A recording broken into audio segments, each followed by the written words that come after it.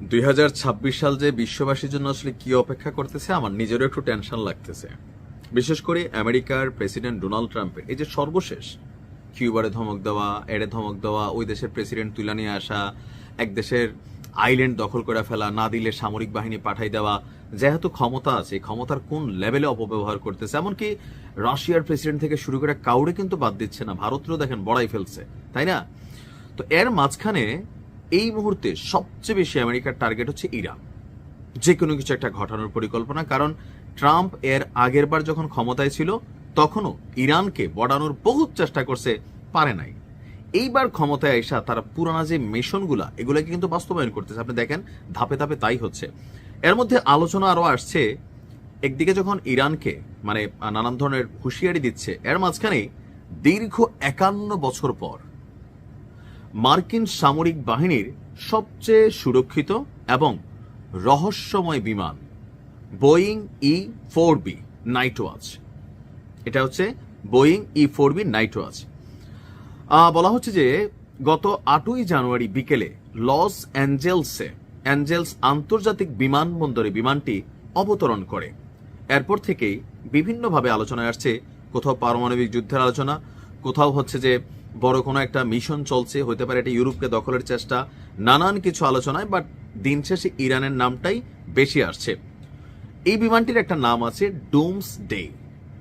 বিমানটি মূলত পারমাণবিক যুদ্ধ বা জাতীয় বিপর্যয়ের সময় আকাশ থেকে সরকার পরিচালনার একটি ভ্রাম্যমাণ কমান্ড হিসাবে কাজ করে। তবে হঠাৎ যুক্তরাষ্ট্রের আকাশে কেন এই ডুমসডে প্লেন? পেন্টাগন এবং মার্কিন বাহিনীর পক্ষ থেকে জানানো হয়েছে যে বিমানটি কোনো জরুরি সংকেত নয়। কি এটা? যে মার্কিন প্রতিরক্ষা মন্ত্রী পিট হ্যাগসেথকে বহন করে লস অ্যাঞ্জেলসে আসছে। তো এই 51 বছরের মধ্যে আমেরিকার কি কোনো প্রতিরক্ষা মন্ত্রী ছিল না? তারা কি এই ডোমসডে ছাড়া আসতে পারে নাই? অথবা মানে কেন হলো এটা? 51 বছর পরে হঠাৎ করে যখন এই ঘটনা ঘটছে তখনই সবার মনে সন্দেহের দানা তৈরি হয়েছে যে ভিতরে ভিতরে তো অন্য কিছু। এখন তারা তো স্বীকারোক্তি দিবে না। আমেরিকা কখনো আগে কোনো কিছু স্বীকারোক্তি দেয় না, ঘটনা ঘটানোর পরে তারা তাদের মতো একটা ব্যাখ্যা দেয় আর সারা পৃথিবীতে সেটা হাততালি দিয়া মাইনা নেয়। লস অ্যাঞ্জেলস টাইমসের প্রতিবেদন অনুযায়ী প্রতিরক্ষা মন্ত্রী পিট হ্যাগসেথ বর্তমানে মাসব্যাপী আর্সেনাল অফ ফ্রিডম নামক একটি সফরে রয়েছেন। এই সফরের লক্ষ্য হল মার্কিন প্রতিরক্ষা শিল্পকে চাঙ্গা করা এবং নতুন করে সামরিক বাহিনীতে লোকবল নিয়োগে উৎসাহ দেওয়া।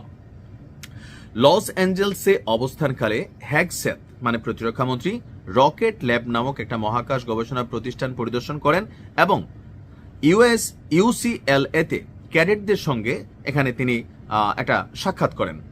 এমনকি তার সঙ্গে আরেকজন মন্ত্রী আছে, যার কারণে টেনশন বাড়ছে। উগ্র ডানপন্থী কর্মী লরা লুমার সহ কয়েকজন এই একই বিমানে সফর করছেন। এই বিমানটাকে অনেকে কেয়ামতের বিমান বলে। কেন? বোয়িং 747-200 মডেলের উপর ভিত্তি করে এই বিমানটি সাধারণ কোনো আকাশযান নয়। এর বিশেষত্ব হলো এটি পারমাণবিক বিস্ফোরণের ফলে সৃষ্ট যেই ইলেকট্রোম্যাগনেটিক পালস এবং প্রচণ্ড তাপ উৎপন্ন হয় তা সহ্য করতে সক্ষম। এর ভেতর রয়েছে উন্নত যোগাযোগ ব্যবস্থা, কনফারেন্স রুম, অপারেশন সেন্টার। জরুরি অবস্থায় প্রেসিডেন্ট এবং সামরিক প্রধানেরা এখান থেকে যুদ্ধের নির্দেশ দিতে পারেন। এছাড়া আকাশে জ্বালানি নেওয়ার সুবিধার কারণে এটি টানা কয়েকদিন আকাশে উড়তেও সক্ষম। বর্তমানে মার্কিন বিমান বাহিনীর কাছে এমন 4টি বিমান রয়েছে যার অন্তত একটি সবসময় যুদ্ধের জন্য প্রস্তুত রাখা হয়। তো বিশ্বে এখন যখন অস্থিরতা চলছে, মাদুরোকে গ্রেপ্তার, ইরানের সাথে চলমান বিক্ষোভের মুখে যুক্তরাষ্ট্রের কঠিন অবস্থান, সবকিছু মিলাইয়া বলা হচ্ছে যে কেয়ামতের বিমান হয়তো ইরানের দিকে যাইতে পারে। আল্লাহ ইরানকে হেফাজত করুক। আসসালামু আলাইকুম।